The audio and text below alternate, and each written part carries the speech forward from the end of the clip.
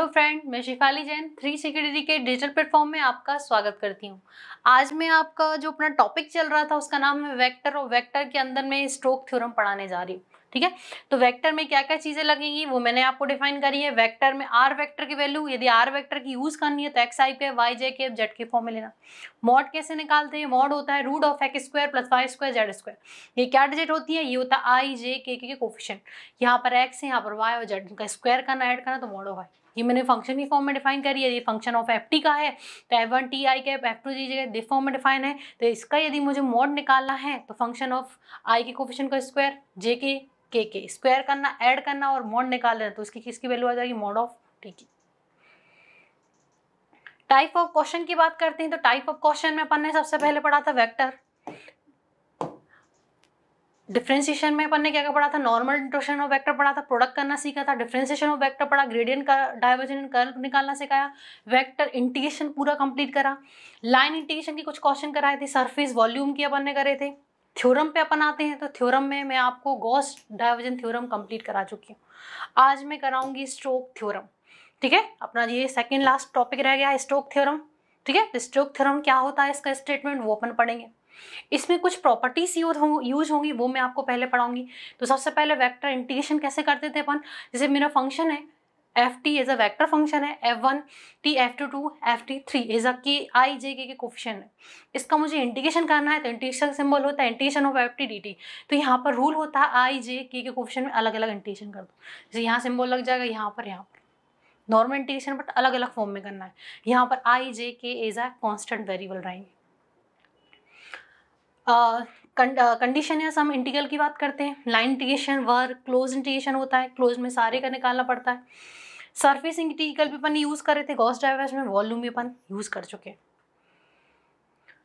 Del operator की बात करते हैं। डेल ऑपरेटर की वैल्यू होती है del upon del X I cap, del upon del Y J cap plus del upon del Z K cap. Curl का use होगा इस रूट में, तो कर्ल में मैं क्वेश्चन पहले करा चुकी हूँ बट कर्ल के मैंने फॉर्मूले आपको डिफाइन कर रहा है। कर्ल होता है वेक्टर का क्रॉस प्रोडक्ट, सी मतलब क्रॉस। तो डेल ऑपरेटर के साथ मुझे मल्टीप्लाई कैसा करना है? क्रॉस प्रोडक्ट फॉर्म में करना है, प्रोडक्ट ऑफ क्रॉस। ठीक है, क्योंकि डाइवर्जेंट का डॉट प्रोडक्ट करते थे और कर्ल में अपन क्या करते हैं? क्रॉस प्रोडक्ट करते हैं। तो यहाँ पर फॉर्मूला क्या बनेगा? डेल इंटू ये फंक्शन की वैल्यू मैंने 5 पे नोट करी है, वेक्टर फंक्शन। तो यहाँ पर इस पर क्रॉस हमेशा कैसे निकालते हैं? डिटरमिनेंट के फॉर्म में निकालते हैं। तो कैसे लिखते हैं? डिटरमिनेंट का सिंबल लगाते हैं। डिटरमिनेंट का सिंबल होता है हिंदी में अपन जैसे सारणिक बोलते हैं, आई जे के, और यहाँ पर डेल क्रॉस है तो डेल की value del upon del x, del upon del y, और फिर लिखेंगे फाइव फंक्शन की आई जे के कोफिशिएंट। तो यहाँ पर आ जाएगा 5x है, यहाँ पर 5y 5। इसको सॉल्व करेंगे तो कर्ल एफ की वैल्यू आ जाएगी। अब आते हैं अपन स्टोक में। स्टोक ने क्या रिलेशन बनाया है? स्टोक ने लाइन इंटीग्रेशन को सरफेस में कन्वर्ट करने सिखाया। गॉस डाइवर्जेंस थ्योरम याद हुई कि नहीं हुई आपको? क्या थी वो? सरफेस को वॉल्यूम में कन्वर्ट करता था। यानी कि यदि मेरे पास इक्वेशन जो किसकी फॉर्म में है? सरफेस की फॉर्म में है, तो मैं उसको किस में कन्वर्ट कर सकती हूँ? Volume integration. तो इसको क्वेश्चन में इसने उल्टा करा है, लाइन इंटीग्रेशन को सरफेस में कन्वर्ट करा है। अब यहाँ पर क्या है? क्लोज इंटीग्रेशन, सारे लाइन का निकालना एफ डी आर फंक्शन के लिए। तो यहाँ पर surface n cap curl f d f, n is a unit vector, जिसे अपन नॉर्मल वेक्टर भी बोल सकते हैं। तो यहाँ पर इसकी वैल्यू कैसे निकलती है? क्वेश्चन के अकॉर्डिंग रहती है। इसके फॉर्मूले में आपको याद कराऊंगी, वो आपको याद रखने। कर्ल एफ वैसे निकाल दी जैसे अपन क्रॉस प्रोडक्ट करके। एग्जाम्पल फॉर्म में अब इसकी हेडिंग कैसी हो जाएगी? The line integration of a vector function f around any close curve is equal to the surface integral of curve vector taken over surface of this curve is bounded by edge. क्या बोला है कि जो line integration है वो किसकी equal to होती है? कर्ल के सरफेस इंटीग्रेशन। एग्जाम्पल फॉर्म में डिफाइन करा है। जो फंक्शन है वो क्या है मेरा? f1t f2j cap f2 cap, let around the world around the normal. ठीक है, यहाँ पर डिफाइन करा है एन कैप की वैल्यू होती है cos अल्फा ये, cos बीटा जे, cos गामा के कैप। इसमें क्वेश्चन के अकॉर्डिंग भी होती है। यदि एक्स वाई प्लेन है तो अपन एन की यूनिट वेक्टर की वैल्यू क्या लेनी है? वाई जेड एक्सिस दे रखी है, समतल प्लेन दे रखा है तो क्या होगी? तो इसके अकॉर्डिंग भी मैंने कुछ शॉर्ट नोट यहाँ पर डिफाइन कर रखे हैं। तो ये तो चीज़ मैंने हिंदी में लिखी है, हिंदी में वही आ जाएगा। हेडिंग बस आपको ये स्टेटमेंट याद रखनी है, मैंने स्टेटमेंट है इसकी। क्लियर? नोट मैंने आपको डिफाइन कर रखा है। यदि मेरे पास क्वेश्चन में क्या दे रखा है? नॉर्मल फॉर्मूला एन कैप का ये होता है cos alpha i cap, cos beta j cap, cos gamma कितना होता है? K cap. बट यहाँ पर यदि x y unit vector of x Y plane question में दे रखा है तो एक्स वाई प्लेन के लिए यूनिट का ये पॉइंट होता है एक्स वाई जेड की वैल्यू कितनी होती है 0 0 1। एक्स वाई में क्या आ जाएंगे एक्स की लंब यानी जेड, एक्स की लंब में जेड की वैल्यू रखी जाएगी। तो यहाँ पर पॉइंट होता है 0 0 1 तो बन जाएगा 0 i कैप 0 j कैप 0 1 यानी एन कैप की वैल्यू एक्स वाई के लिए फिक्स हो जाएगी। कौन सा पॉइंट लेंगे अपन 0 0 1 जेड 1 होगा। एक्स वाई में जेड को छोड़कर सारी वैल्यू 0 होगी तो इसकी यूनिट वेक्टर क्या बनेगी 0 i cap 0 j cap 0 cap. यदि क्वेश्चन में वाई जेड की बात कर रखी है तो वाई जेड में एक्स की वैल्यू 1 हो जाएगी, बाकी वाई और जेड की वैल्यू 0 होगी तो पॉइंट बनेगा 1 i cap 0 j cap is a 0 cap. यदि क्वेश्चन में जेड एक्स की बात कर रही है तो यहाँ पर y की वैल्यू 1 होगी, जेड भी 0 होगा, एक्स भी 0 तो पॉइंट बनेगा 0 i cap 1 j cap 0 k cap. ये तो एक्स वाई की बात हो गई, एन कैप की वैल्यू फिक्स हो गई। अब यदि स्पेयर दे रखा है, क्या दे रखा है स्पेयर, स्पेयर को हिंदी में क्या बोलते हैं गोलक, गोला, गोला का इक्वेशन दे रखा है तो यहाँ पर एक्स वाई जेड के कोऑर्डिनेट क्या होते हैं वो आपको याद रखने पड़ेंगे। एक्स की वैल्यू होती है r cos theta phi sine theta, y equal to r sine theta sine phi sine theta, z equal to r cos theta. यदि सरफेस यानी स्पेयर को हिंदी में क्या बोलते हैं गोला, क्या है x square plus y square z square equal to क्या है आर स्क्वायर। तो यहाँ पर क्या फॉर्म बनेगा एक्स की वैल्यू यहाँ पर पुट कर देंगे ये वाली, वाई की वैल्यू जेड की फॉर्म, ये यूनिट वेक्टर। अब क्वेश्चन में स्क्वायर का इक्वेशन इक्वल टू 1 यानी रेडियस यदि 1 दे रखी है तो यहाँ पर क्या लिखोगे, यहाँ पर आर की वैल्यू 1 है, एक्स की पोजीशन में 1 रख दो तो कॉस साइन साइन थीटा, यहाँ पर साइन थीटा कॉस थीटा, ये फॉर्म आपको याद रखें। कैसे याद करते हैं, मैं ऐसे याद करती हूँ एक्स वाई जेड तो पोलर कोऑर्डिनेट में सब में आर लगेंगे।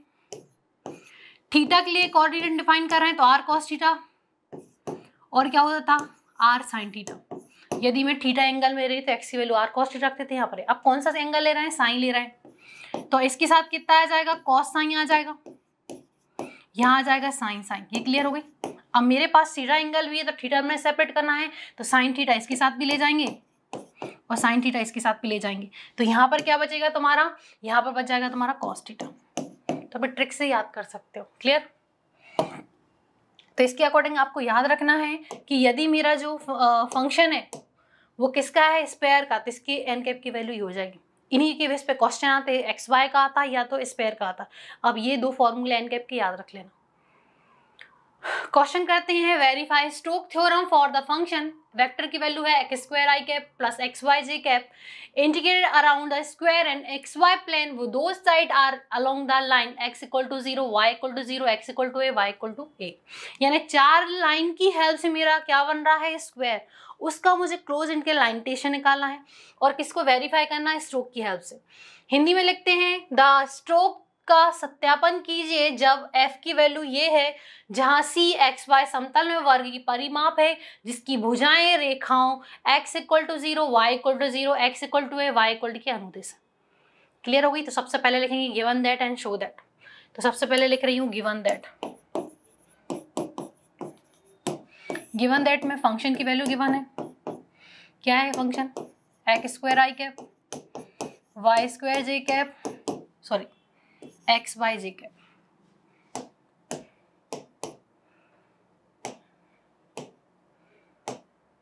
क्लियर। और क्या गिवन है, दूसरी चीज गिवन है एक्स वाई प्लेन। थर्ड चीज मुझे क्या गिवन है, थर्ड चीज गिवन है लाइन गिवन है। लाइन है X equal to 0 Y equal to 0 X equal to A Y equal to A. ये लाइन चार लाइन भी दे रखनी है question to show.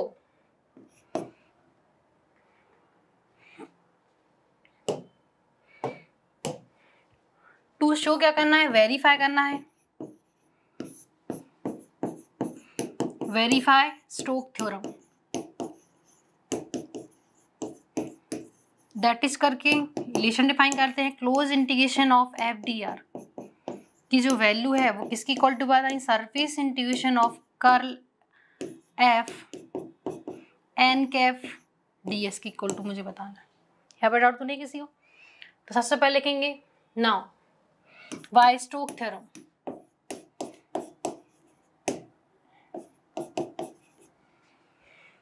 Y stoke theorem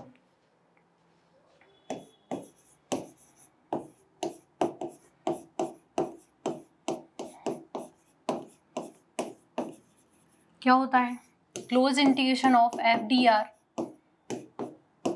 surface integration of n cap curl f d s. इसका equation first दे देते हैं। तो पहले अपन क्या फाइंड करें, वेरीफाई में के लिए l h is equal to r h s निकालना पड़ेगा। तो पहले चीज अपन फाइंड करेंगे close integration of F D r निकालें।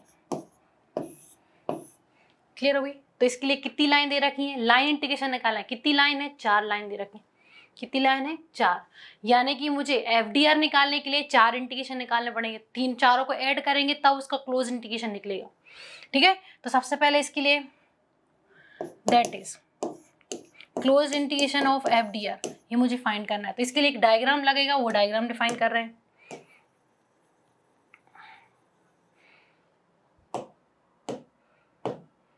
ठीक है। सबसे पहले क्लोज इंटीग्रेशन में एफ डी आर निकालना, वो आर निकाल लेते हैं। तो एफ इंटू क्या निकालना है, डी आर। ठीक है। तो सबसे पहले आर वेक्टर की वैल्यू कितनी होती है, x I cap, Y J cap, Z K cap. यही होती है कि नहीं होती है, आर वेक्टर की वैल्यू होती है। तो यहाँ पर लिखेंगे x Y plane, since x Y plane की बात कर रहे हैं तो एक्स वाई प्लेन में जेड कैसा होता है, 0। तो आर वेक्टर की वैल्यू कितनी हो जाएगी, x I cap, Y J cap, 0 के कैप। दैट इज जो आर वेक्टर मेरा बनेगा, एक्स आई कैप बनेगा, वाई जे कैप बनेगा। क्लियर। डी आर निकालना है तो क्या बनेगा, D X I cap, D Y J cap. ये मैंने निकाल लिया। ठीक है। ये वेक्टर की वैल्यू आप एफ डी आर निकाल लेते हैं, देन क्वेश्चन को सॉल्व करेंगे।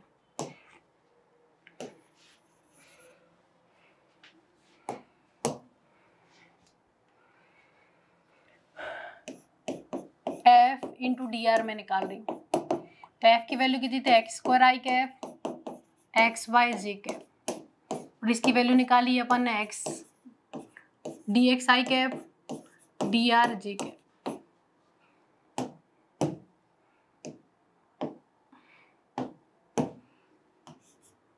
ठीक है। तो फंक्शन बन जाएगा एक्स स्क्वायर डी एक्स, यहाँ पर बन जाएगा एक्स वाई डी आर। ये किसकी वैल्यू बन जाएगी, एफ डी आर की। ये मेरे पास फाइंड होगा। अब मुझे क्लोज इंटीग्रेशन निकालने के लिए डायग्राम बनाना पड़ेगा। ठीक है। क्या निकाला है, क्लोज इंटीग्रेशन। ठीक है। तो ये तो फंक्शन था। क्लोज इंटीग्रेशन निकालने की कितनी लाइन दे रखी है क्वेश्चन में, कितनी लाइन है, 4। 4 का निकालना पड़ेगा। इसका डायग्राम बना ले। क्या बनाना है, स्क्वायर बनाना है। 4 लाइन की हेल्प से क्या बनाना है, स्क्वायर। उसका मुझे क्लोज इंटीग्रेशन निकालना है। तो यहाँ पे लिखेंगे since x equal to 0, y equal to 0, x equal to a, y equal to is line of किसकी है, स्क्वायर की। 4 लाइन है किसकी, वर्ग की। तो यहाँ पर डायग्राम बना रही हूँ।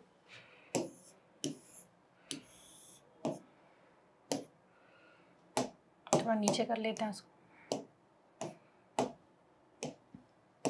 डायग्राम में डायग्राम आप अच्छे से सीखना बनाना। सॉरी, एक्स वाई प्लेन बनाना है तो जेड की जरूरत नहीं पड़ेगी।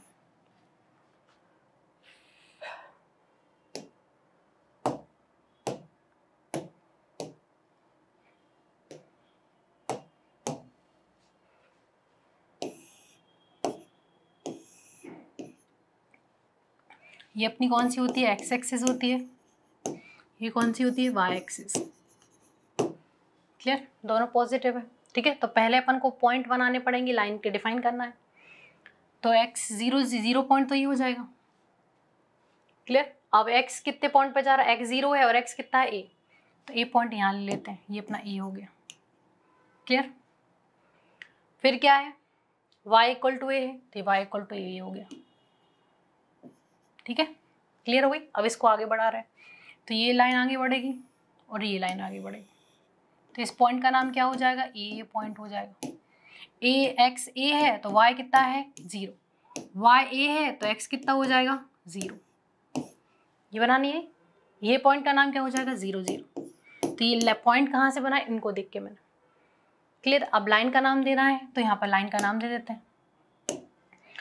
अब यहाँ पर सबसे पहले वैल्यू देखनी है, इन दोनों में से पॉइंट कौन से सेम है, एक्स ही सेम है या वाई के। तो एक्स की वैल्यू यहाँ पर 0 है, यहाँ पर 0, ए की एक्स वाई की वैल्यू ए है और यहाँ पर 0।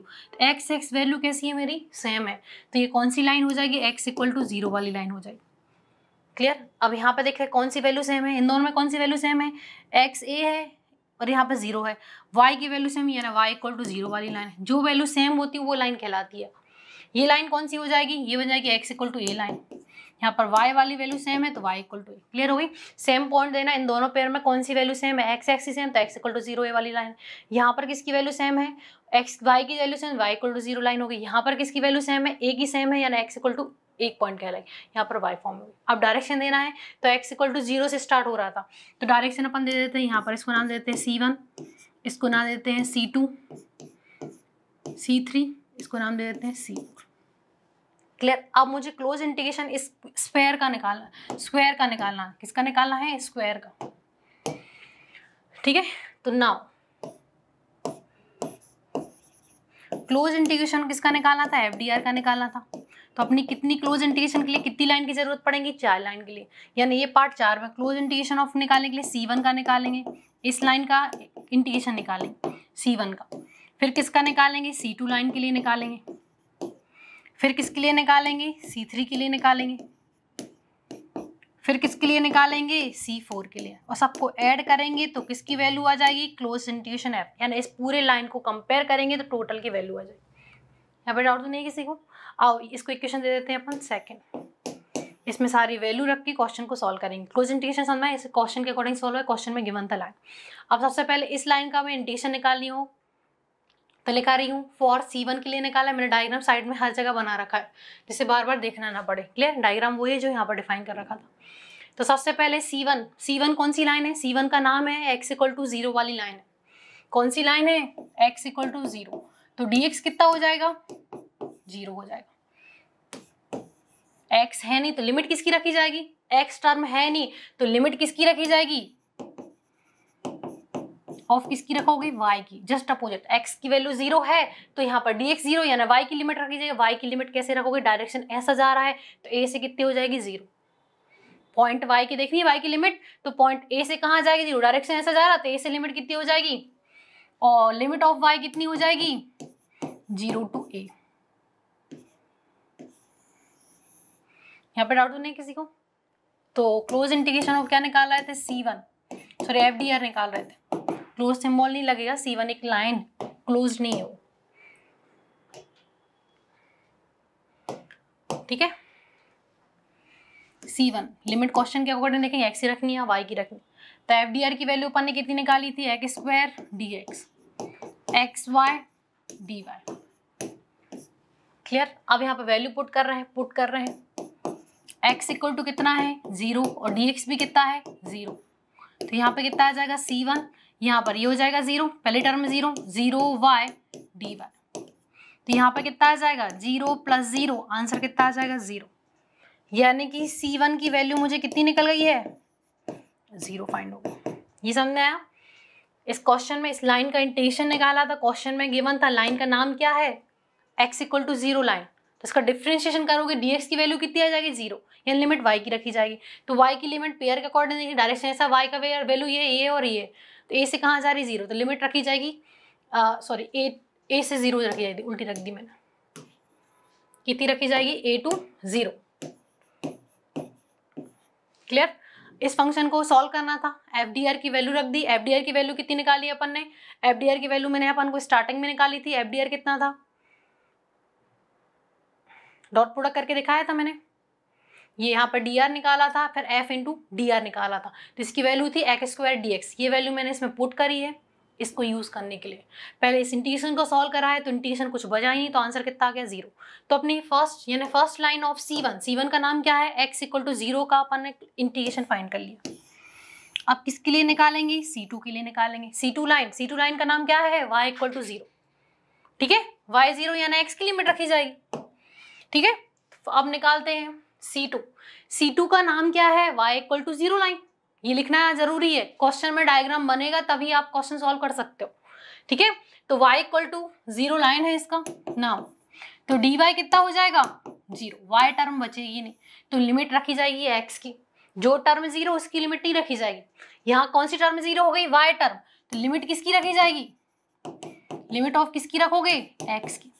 x वेरिएबल, डायरेक्शन ऐसा जा रहा है तो लिमिट 0 टू कितनी जा रही है, एक्स एक्स वाला पेयर देखना, ये एक्स का पेयर, ये तो लिमिट कितनी रखी जाएगी 0 to a।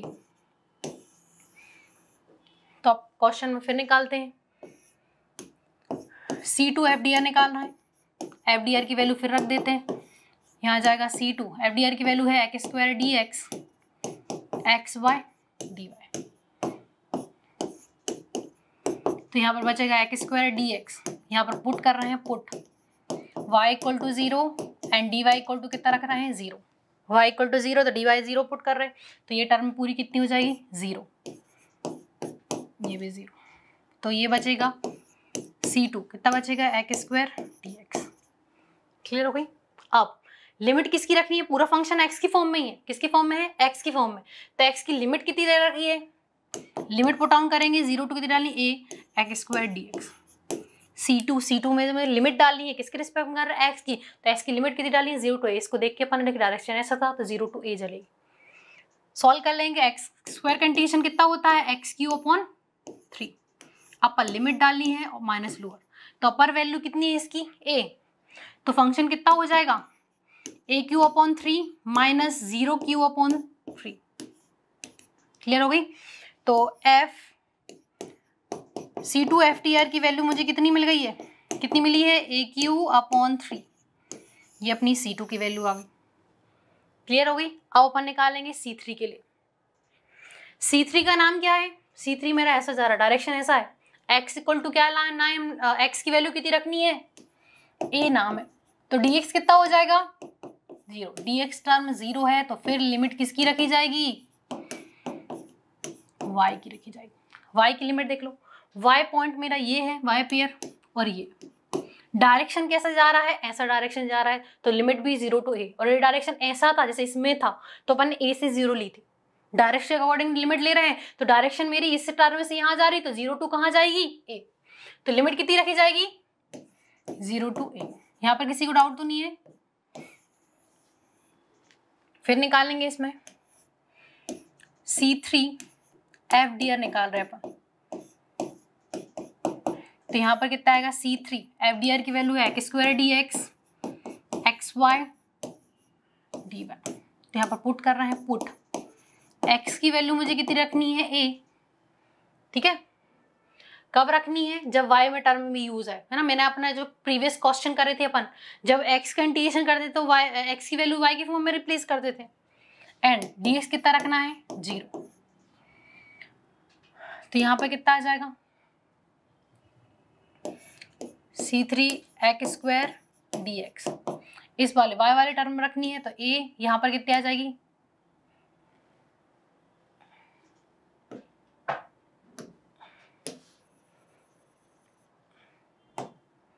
पुट कर देते हैं, C3 x की वैल्यू हैगी a स्क्वायर, dx की वैल्यू कितनी है 0, x की वैल्यू a, y वैसे की वैल्यू dy, जहाँ जहाँ x था वहां पर a डाला, dx की वैल्यू 0 अपन ने निकाली है, तो यहाँ पर क्या बचेगा फंक्शन बन जाएगा C3, पहला टर्म 0 हो जाएगा, बनेगा ay dy, इंटीग्रेशन करना तो a तो बाहर आएगा, इंटीग्रेशन ऑफ किसका होगा C3 का, y का dy के रिस्पेक्ट, a तो बाहर 0 हो जाएगा, यहाँ पर क्या बचेगा ay, ठीक है। अब इंटीग्रेशन में लिमिट डालनी है तो लिमिट किसकी रखी जाएगी y की, y के रिस्पेक्ट में इंटीग्रेशन, और लिमिट कितनी चल रही है 0 to a dy। Clear. Integration करते हैं तो y का इंटीग्रेशन कितना होता है y स्क्वायर अपॉन 2, लिमिट डाली है 0 टू a, तो पुट कर देते हैं अपर माइनस लोअर, तो a चल ही रहा है तो यहाँ पर a स्क्वायर माइनस का कितना आ जाएगा 0 अपॉन 2, तो बनेगा a स्क्वायर अपॉन कितना आ जाएगा 2, तो फंक्शन की वैल्यू कितनी आ जाएगी a³ अपॉन 2, तो यहाँ पर लिख देती हूँ CF3DR की वैल्यू मुझे कितनी मिल गई है, कितनी मिली है a³ अपॉन 2। क्लियर। अब अपनी लास्ट लाइन बची है y इक्वल टू a के लिए, डायरेक्शन ऐसा चल रहा है, ठीक है। C4 के लिए निकाल रहे हैं तो यहाँ पर लाइन का नाम क्या है y इक्वल टू a, तो dy कितना हो जाएगा 0, तो लिमिट किसकी रखी जाएगी x की, लिमिट किसकी रखेंगे x की लिमिट डायरेक्शन ऐसा जा रहा है तो ये है x और ये, तो a से कितनी हो जाएगी 0, लिमिट x की ऐसी पड़ी जाएगी, a से कितनी रखोगी 0, a टू जीरो लिमिट हो जाएगी। FDR निकाल रहे थे C4 के लिए। C4 ये कितना है, x square dx x y d y put कर रहे हैं, y इक्वल टू a डालना है और dy की वैल्यू कितनी रखनी है मुझे, 0। तो यहाँ पर आ जाएगा C4 कितना बचेगा, एक्स स्क्वायर dx प्लस कितना बचेगा, प्लस बचेगा x, a की वैल्यू 0 है, ये भी कितना है 0। तो यहाँ पर बचेगा C4 एक्स स्क्वायर dx, ये टर्म पूरी कितनी हो जाएगी, 0। तो यहाँ पर रहेगा C4 एक्स स्क्वायर dx का इंटीग्रेशन है। तो लिमिट भी किसकी रखी जाएगी, x की लिमिट कितनी है, कितनी निकाली थी, a टू 0, ये 0 है ना, है ना, a टू 0 जा रही थी, a से कितनी जा रही है 0, एक्स स्क्वायर dx सॉल्व करेंगे तो यहाँ पर कितना आ जाएगा, एक्स क्यू अपॉन कितना बन जाएगा 3। लिमिट चल रही है a से 0, तो अपर लिमिट है 0, लोअर है a, उल्टी रख रहे हैं, अपर लिमिट मेरी 0 थी, लोअर मेरी कितनी है a, तो फंक्शन बन जाएगा माइनस का a क्यू अपॉन 3। तो इंटीग्रेशन ऑफ C4 FDR की वैल्यू मुझे कितनी मिल गई है, माइनस का a क्यू अपॉन 3। क्लियर, यहाँ लिखेंगे बी गेट C1 की वैल्यू कितनी मिलेगी 0, C2 की value a Q upon t, यहाँ पर a क्यू अपॉन 2 और यहाँ पर ये, ठीक है। तो लिखेंगे पुट दिस वैल्यू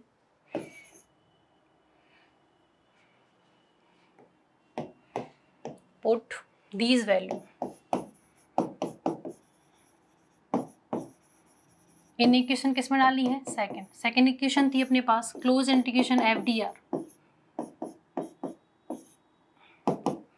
किसकी इक्वल टू थी, C1 FDR के, इनका एडिशन C2 C3 लाइन का इंटीग्रेशन निकाला अपन ने, और किसका निकाला है, C4 का, ठीक है। सारी वैल्यू पुट ऑन कर देंगे। तो C1 की वैल्यू कितनी है 0, इसकी वैल्यू कितनी है a क्यू अपॉन 3, इसकी वैल्यू कितनी है a क्यू अपॉन 2, ये है माइनस का a क्यू अपॉन 3। तो ये चीज़ें तो कैंसिल हो जाएंगी, तो वैल्यू आ जाएगी a क्यू अपॉन 2। ये किसकी वैल्यू आ गई है, क्लोज इंटीग्रेशन FDR की। एक टर्म अपन ने निकाल ली, स्ट्रोक में एक वैल्यू अपनी फाइंड हो गई, इसको दे देंगे स्टार, ठीक है। अब अपन को यूनिट वेक्टर निकालना पड़ेगा, क्योंकि अपन को किसकी वैल्यू निकालनी है, सेकंड टर्म, सरफेस वाला पार्ट सॉल्व करना है। सरफेस में यूनिट वेक्टर की यूज होती है, तो अपन कह रहे हैं we find no unit vector. तो यहाँ पर लिखा है सिंस एक्स वाई प्लेन के लिए यूनिट वेक्टर को मैंने आपको फॉर्मूला बताया था, याद हुआ था कि नहीं हुआ, लिखेंगे we know that unit vector for x Y plane, x Y plane के लिए यूनिट वेक्टर की वैल्यू मैंने आपको याद कराई थी, कितनी थी, ये थी आपकी यूनिट वेक्टर इक्वल टू क्या होता है, 0i कैप 0j कैप और कितनी होती है 1k कैप, ये यूनिट वेक्टर की वैल्यू हो जाएगी, ठीक है। अब मुझे कर्ल एफ निकालना है, फाइंड कर्ल एफ का फॉर्मूला होता है del into cross product of vector, ठीक है। तो वेक्टर की वैल्यू कितनी थी, एफ की वैल्यू, ठीक है। एक और चीज लिख रही हूँ, सिंस एफ वेक्टर की वैल्यू कितनी थी अपने पास, एक्स स्क्वायर आई कैप एक्स वाई जे कैप, कर्ल एफ में के कैप की वैल्यू भी चाहिए होगी, तो इसको मैं आई के 0 के कैप लिख सकती हूँ, ठीक है, क्योंकि कर्ल निकालने के लिए तीनों चीजें चाहिए भाई, आई जे कैप तो 0 ऐड कर दिया, क्योंकि के टर्म थी नहीं तो 0 कोफिशिएंट बना के मैंने ऐड कर दिया, इसमें यूज कर रहा है। तो कर्ल एफ क्या होता था, del into f, cross product of del के साथ। तो डेल की वैल्यू ये है और वेक्टर की वैल्यू ये, मैंने यहाँ पुट ऑन करी है, क्रॉस प्रोडक्ट निकालते हैं। तो यहाँ पर क्या लिखते हैं, i cap j cap k cap, ठीक है। इसका कोफिशिएंट कितना है, del upon del x, del upon del y, del upon del z. इसके कोफिशिएंट है एक्स स्क्वायर एक्स वाई और ये अपना 0। सॉल्व कैसे करते हैं, फर्स्ट रो के रिस्पेक्ट में करते हैं, जैसे रो कॉलम उसको पैक करते हैं, तो फर्स्ट रो फर्स्ट कॉलम चला जाएगा, तो यहाँ जाएगा del upon del y x y, यहाँ जाएगा डेल अपॉन डेल जेड 0, दूसरा कोफिशिएंट माइनस के फॉर्म में चलता है, माइनस का जे और ये पैक हो जाएगा, जिस रो कॉलम में होता है उसी को पैक करते हैं। तो first row second column pack होगा, तो यहाँ जाएगा डेल अपॉन डेल एक्स, ये हो जाएगा x square, del upon del z 0, फिर आ जाएगा तुम्हारा प्लस का के कैप, जिस रो कॉलम है उसको पैक कर, तो ये और ये गया, तो आ जाएगा del upon del x x square, del upon del y x y. Solve कर लेते हैं, ये हो जाएगा आई कैप, इसका क्रॉस इसमें मल्टीप्लिकेशन करते हैं, इसका क्रॉस तो 0 का मल्टीप्लिकेशन 0 हो जाएगा, डेल अपॉन डेल जेड का मल्टीप्लिकेशन किस में होगा एक्स वाई, माइनस का जी कैप, इसमें करोगे तो 0 हो जाएगा, यहाँ पर आएगा del upon del z x square, यहाँ कितना आ जाएगा प्लस का k cap, del upon del x का किसके साथ एक्स वाई के साथ, डेल अपॉन डेल वाई का मल्टीप्लिकेशन किसके साथ होगा एक्स स्क्वायर, इसका मल्टीप्लिकेशन इसके साथ, इसका इसके साथ। क्लियर करते हैं, तो यहाँ पर कितना हो जाएगा आई कैप, जेड के रिस्पेक्ट में एक्स वाई कॉन्स्टेंट होते हैं तो इसकी वैल्यू 0 आ जाएगी, यहाँ पे कितना आ जाएगा 0, ये भी 0 हो जाएगा, प्लस का के कैप, यहाँ देख लेते हैं, तो यहाँ पर एक्स वाई तो बाहर आएगा, एक्स का कितना हो जाएगा 1, पार्शियल डिफरेंशिएशन एक्स का 1 रखेगा, वाई वैसे ही वैसे, और यहाँ पे कितना हो जाएगा 0, तो वैल्यू मिलेगी एक्स है, ये 0 हो जाएगा, ये कितना हो जाएगा 0, और यहाँ कितना आएगा के कैप, क्या बचेगा वाई, तो कर्ल एफ की वैल्यू मुझे कितनी मिली है 0 आई कैप, 0 जे कैप, वाई के कैप। क्लियर। अब अपन को क्या करना था, सरफेस इंटीग्रेशन निकालना था, तो अब लिख रहे हैं now we find, we have, direct we लिख सकते हैं, क्या सरफेस इंटीग्रेशन निकालना था, किसका n cap curl f d s निकालना था, ये था अपना second term. Surface integration, unit vector की वैल्यू कितनी थी, यूनिट वेक्टर की वैल्यू कितनी निकाली अपन ने, पुट कर रही हूँ, यूनिट वेक्टर कितना निकाला 0 आई कैप, 0 जे कैप, 1 के कैप, डॉट कर्ल एफ की वैल्यू कितनी निकाली 0 आई कैप, 0 जे कैप और है वाई के कैप, और ये कितना हो जाएगा d x d y, d s है ना सरफेस, सरफेस किसका निकालना है एक्स वाई प्लेन की बात हो रही, तो डी एक्स डी वाई हो जाएगा, सरफेस मतलब डबल इंटीग्रेशन किसका निकालना है एक्स के और वाई के रिस्पेक्ट में निकालना है, तो यहाँ पर क्या डॉट प्रोडक्ट कर लेते हैं, तो डॉट आई के साथ करेंगे, जे का जे के साथ, तो हो जाएगा 0, हो जाएगा 0, ये हो जाएगा 1 into y d x d, यहाँ फंक्शन मेरा कितना बचेगा y d x d y. Limit मुझे अलग अलग करनी है, तो लिमिट पहली लिमिट किसकी रखी जाएगी एक्स की, फिर किसकी रखी जाएगी, ये डबल इंटीग्रेशन सॉल्व करते हैं, first integration second d x d y, जैसे अपन ट्रिपल करते थे, तो एक्स की 2 लिमिट क्वेश्चन में दे रखी हैं, यहाँ पर गिवन है एक्स इक्वल टू क्या है 0, एक्स इक्वल टू क्या है A, Y equal to 0, Y equal to A, तो एक्स की लिमिट कितनी चलेगी 0 टू ए, ये कितना होगा 0 टू ए। क्लियर होगी, ये समझ में आ गया सबको। सरफेस इंटीग्रेशन डबल इंटीग्रेशन होता है d x d y, x Y plane की बात हो रहा है, तो डीएक्स है ना 2 लाइन का इंटीग्रेशन होगा एक्स और वाई का, तो डीएक्स को डीएक्स डी वाई में रिप्लेस कर दिया। क्लियर। अब मुझे इसका इंटीग्रेशन अलग अलग करना, तो फर्स्ट इंटीग्रेशन डीएक्स का हो जाएगा, सेकंड हो जाएगा वाई, वाई फंक्शन वाई के साथ होगा, तो पहले ये सॉल्व होगा फिर इसका अंदर का फंक्शन। तो यहाँ पर लिमिट चल रही है 0 to A D X, 0 to A किसका करना है वाई का, कर लेते हैं। और किसकी वैल्यू निकाल रहे थे, surface integration of n cap curl f D r d s की वैल्यू अपन फाइंड कर रहे थे।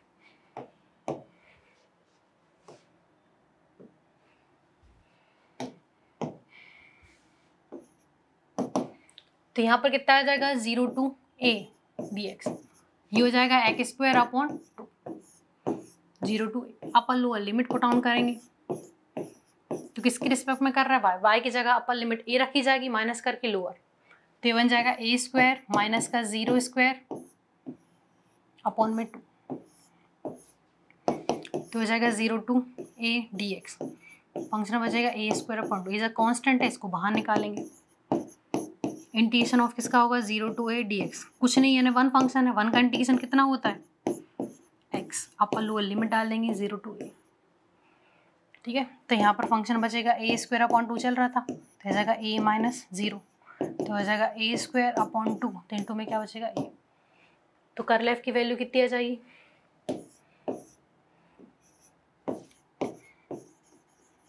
कर्ल एफ डी आर की वैल्यू मिली है ए क्यू अपॉन 2। इसको इक्वेशन दे रहा है स्टार, लिखेंगे from star n double star. तो अपन ने close integration of F D R की वैल्यू भी मैंने कितनी निकाली थी, कितनी थी क्वेश्चन से आप चेक कर सकते हैं, ये निकाली थी। और इसकी वैल्यू मैंने किससे निकाली थी, एन कैफ कर्ल वेक्टर की वैल्यू भी मैंने कितनी निकाली है, ए Q upon.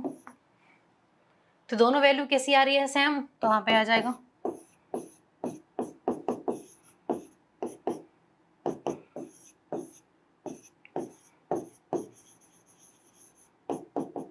F D R, दोनों की वैल्यू कैसी आ गई, सेम आ गई, ठीक है। और यही क्या है, स्टोक थ्योरम है कि नहीं। तो लिखेंगे हेंस स्टोक थ्योरम इस कैसा हो गया, वेरीफाइड, हेंस प्रूफ। ये मुझे शो करके दिखाना था।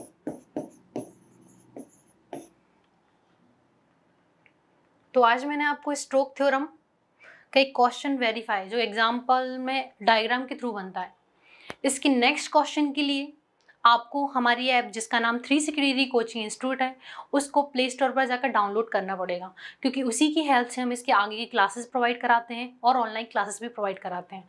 तो यदि आपको लग रहा है हमसे जुड़ना है तो आपको हमारी ऐप डाउनलोड करना पड़ेगा, क्योंकि उसी की हेल्प से हम ऑनलाइन क्लासेस भी देते हैं और आगे का कोर्स भी आपको कंप्लीट करके प्रोवाइड कराएंगे। और हमारे जो व्हाट्सअप नंबर है उस पर भी आप जुड़ सकते हैं, क्योंकि यदि आप जैसे ही मुझे अपना सिलेबस सेंड करते हैं यूनिवर्सिटी के अकॉर्डिंग, तो हम आपकी यूनिवर्सिटी के अकॉर्डिंग आपका सिलेबस हमारे ऐप पे बनाते हैं, जिससे आप आराम से ऑनलाइन क्लासेस ले सकते हैं। अब मैं आपसे नेक्स्ट क्लास मिलती हूँ, तब तक के लिए थैंक यू।